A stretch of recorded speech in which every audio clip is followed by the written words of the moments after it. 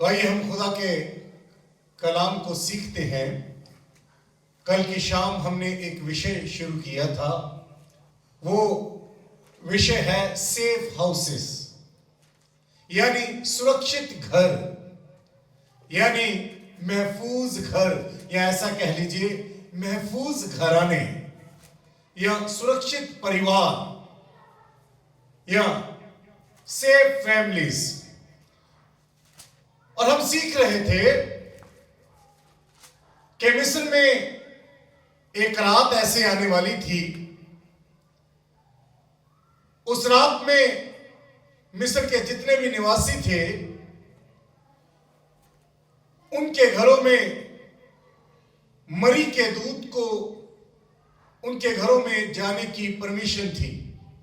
और उनके घरों में जब मरी के दूत को जाना था तो वहां उनके पहलोठों को, उनके पशुओं के पहलोठों को मरी के दूत ने मार देना था। ये मिस्रियों के वो घर थे जिनके घरों में दुख की आवाजें, विलाप की आवाजें सुनाई देने वाली थी। लेकिन कुछ घर थे जो गोशेन के घर थे, जो रामसेस नाम के नगर के घर थे। ये घर, इस घर के लोग जो थे वो अपनी चौखटों को बंद करके, वो अपने दरवाजों को बंद करके उसके अंदर ये खा पी रहे थे और प्रभु का धन्यवाद कर रहे थे। ये लोग इन घरों में सुरक्षित थे। ये घर थे जो सुरक्षित घर थे। और हम सीख रहे हैं ये घर सुरक्षित क्यों थे। उस वक्त भी एक महामारी, एक मरी का दूत मिस्र पर आया था। और आज भी पुराने नियम का मिस्र और नए नियम का रोम, ये दोनों संसार को दिखाते हैं। और आज भी जिस तरह से संसार के ऊपर एक महामारी आ रखी है, इसी तरह से उस वक्त भी मिस्र के ऊपर महामारी आ रखी थी। मरी का दूत उस रात को वहां से गुजरने वाला था, उन लोगों के घरों को विजिट करने वाला था। लेकिन कुछ घर थे जो सेफ थे, जो महफूज थे। इन परिवारों को यह मरी का दूत विजिट नहीं करने वाला था, उनको मरी के दूत का प्रभाव नहीं होने वाला था। और हम सीख रहे थे कि ये कौन से परिवार थे, ये कौन से घर थे जिन पर मरी के दूत का असर नहीं होने वाला था। और हमने पहली बात जो सीखी थी वो ये सीखी थी, प्रभु ने इनको कहा था कि मेमने को मारना, उसके लहू को अपनी चौखटों पर लगाना, अपने दरवाजों के दोनों अलंगों पर और चौखट पर तुम उस लहू को लगाना। और जब मरी का दूत आएगा तो जिस घर के बाहर वो लहू नहीं लगा होगा वो उस घर के अंदर प्रवेश करेगा, उसका असर उस घर में होगा। और जिस घर के बाहर लहू लगा होगा वो वहां प्रवेश नहीं करेगा, वहां उस मरी का असर नहीं होगा, वहां उस महामारी का असर नहीं होगा। और हमने सबसे पहली बात जो सीखी थी वो ये सीखी थी कि ये घर सुरक्षित इसलिए थे क्योंकि इनकी मदद यहोवा की ओर से आ रही थी। हालेलुया। इनकी मदद सरकार की ओर से नहीं, इनकी मदद मनुष्य की ओर से नहीं, इनकी मदद स्वयं परमेश्वर की ओर से आ रही थी, इसलिए ये घर सुरक्षित थे। दूसरी बात हमने ये सीखा था, प्रभु ने इनको कहा था कि आज का ये जो महीना चल रहा है, ये महीना तुम्हारे लिए साल का पहला महीना ठहराया जाएगा। बाइबल में ऐसा लिखा है, एक रास्ता मनुष्य को भला जान पड़ता है लेकिन उसका अंत मृत्यु में होता है। हालेलुया। तो दूसरी बात, ये घर सुरक्षित इस कारण थे क्योंकि इन घरों को बनाने वाला यहोवा था। यानी ये परिवार यहोवा के हुक्म के अनुसार चलने वाले लोग थे। हालेलुया। दरवाजे बंद तो मिस्रियों के भी थे, लेकिन उनके दरवाजे बंद होने के बावजूद भी मरी का दूत उनके घरों में घुस गया, उसका प्रभाव उनके घरों में हुआ। लेकिन ये दरवाजे बंद थे, ये परमेश्वर के हुक्म के अनुसार बंद थे। हालेलुया। इसलिए मरी के दूध का असर इन पर नहीं होने पाया। तो तीसरी बात जो हमने सीखी थी, महफूज घराने यानी सुरक्षित परिवार, सुरक्षित घर वो घर है जो परमेश्वर के उद्देश्य में शामिल हो जाते हैं। और परमेश्वर के उद्देश्य को हमने सीखा था, वो क्या था? परमेश्वर का राज पृथ्वी पर आए, परमेश्वर की मर्जी जैसे स्वर्ग में पूरी होती वैसे ही जमीन पर भी हो। जैसे परमेश्वर का नाम पवित्र माना जाता है स्वर्ग में, वैसे ही पृथ्वी पर भी उसका नाम पवित्र माना जाए। परमेश्वर का उद्देश्य है कि परमेश्वर का राज्य पृथ्वी पर आए। और जो इस उद्देश्य के साथ संगति करते हैं, इबादत करते हैं, वो परिवार, वो घराने जो हैं वो महफूज घराने हो जाते हैं। हालेलुया। आइए हम चौथी बात की ओर चलते हैं। निर्गमन 12 अध्याय उसकी 4 आयत को पढ़ें। और यदि किसी के घराने में एक मेमने के खाने के लिए मनुष्य कम हो, तो वह अपने सबसे निकट रहने वाले पड़ोसी के साथ प्राणियों की गिनती के अनुसार एक मेमना ले रखे, और तुम हर एक के खाने के अनुसार मेमने का हिसाब करना। हालेलुया। सुनिए ध्यान से, यहां लिखा है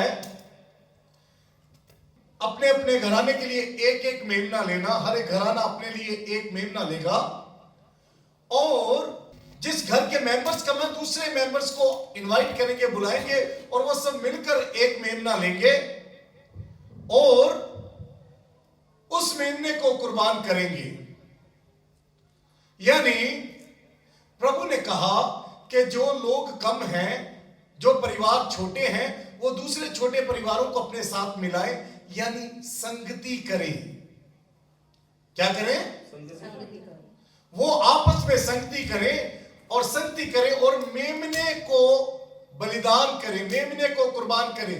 ध्यान दें, उनके संगति का कारण क्या है? मेमने को कुर्बान करना। हालेलुया। इनका एम एक ही था, संगति का। इनका लक्ष्य एक ही था, और वो लक्ष्य क्या था?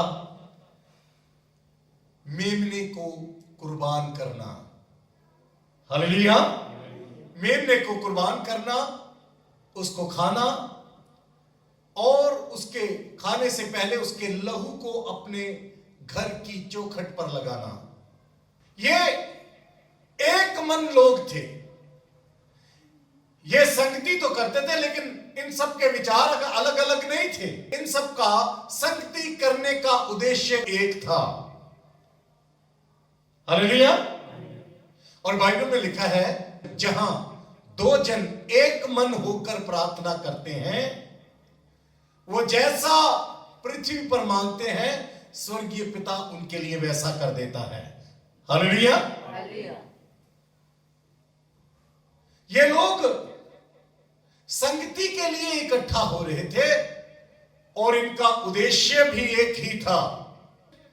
आजकल जो लोग संगति करते हैं, उन सबका अलग अलग उद्देश्य होता है। इसलिए जो प्रार्थना की जाती है, वो प्रार्थनाएं, उसका उत्तर जिस रीति से आना चाहिए वैसे नहीं आता, क्योंकि सबका उद्देश्य अलग अलग है। किसी को कलीसिया में अपने ओहदे का फिक्र है, किसी को अपनी इज्जत की फिक्र है, किसी को चंगाई चाहिए। सबका उद्देश्य अलग अलग है। हर कोई अलग अलग उद्देश्य के साथ संगति में हो रहा है। लेकिन मैं आपको बताना चाहता हूं, उस दिन ये घर सुरक्षित इसलिए थे क्योंकि इनकी संगति का उद्देश्य एक ही था। हालेलुया। पांचवी बात, ये घर सुरक्षित घर इसलिए थे क्योंकि ये मेमने को कुर्बान करने वाले लोग थे। हालेलुया। क्या करने वाले थे? और सुनिए, मेमने को कुर्बानी का मतलब क्या था? प्रभु ने क्यों कहा कि मेमना कुर्बान करना? प्रभु यीशु मसीह हमारे लिए कुर्बान क्यों हुए? क्यों स्वर्गीय पिता ने उस मेमने को, जो जगत का पाप उठाए ले जाता है, उस मेमने को हमारे लिए क्यों कुर्बान किया? उसके दो कारण थे। पहला कारण तो यह था, उन इस्राएलियों के लिए मेमना मेमने का कुर्बान होने का कारण किया कि पहला तो यह था कि वो मरी के दूध से बच जाए, मरी के दूध के प्रभाव से बच जाए। दूसरा यह कारण था कि वो गुलामी से छुटकारा पाए। हालेलुया। पहला था मरी के दूध का, जो कि मिस्र को विजिट करने वाला था, मिस्र में चलने वाला था, उसका असर उन पर ना हो, उनसे उस मरी के दूध से वो बच जाए। दूसरा कारण यह था कि वो लोग मिस्र से छुटकारा पाए। हालेलुया। प्रभु यीशु मसीह हमारे लिए कुर्बान इसलिए हुए ताकि हम बचाए जा सके, हम मृत्यु से बचाए जा सके, हम पाप से बचाए जा सके, हम शैतान से बचाए जा सके, और हम इनसे छुटकारा पाकर जयवंत होकर स्वर्ग के राज्य में दाखिल होने पाए। हालेलुया। ये घर सुरक्षित इसलिए थे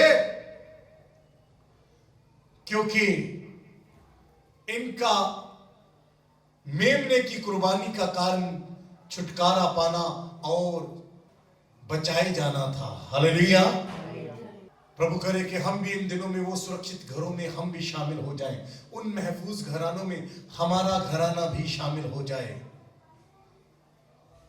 हम उस मेमने के बलिदान करने के महत्व को समझने पाए। वो इसलिए बलिदान किया गया ताकि हम गुनाह से छुटकारा पाए और हम पाप, मृत्यु और शैतान के ऊपर जयवंत होकर स्वर्ग के राज्य में दाखिल होने पाए। आइए अपनी आंखों को बंद करें।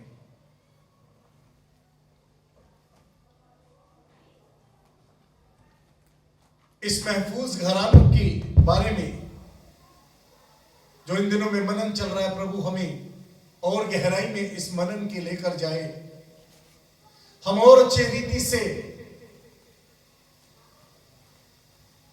इन सुरक्षित घरों के बारे में सीखने पाए, ताकि मरी के दिनों में प्रभु के लोग लहू लगे घरों के अंदर सुरक्षित रहें। संगति का उद्देश्य एक हो जाए।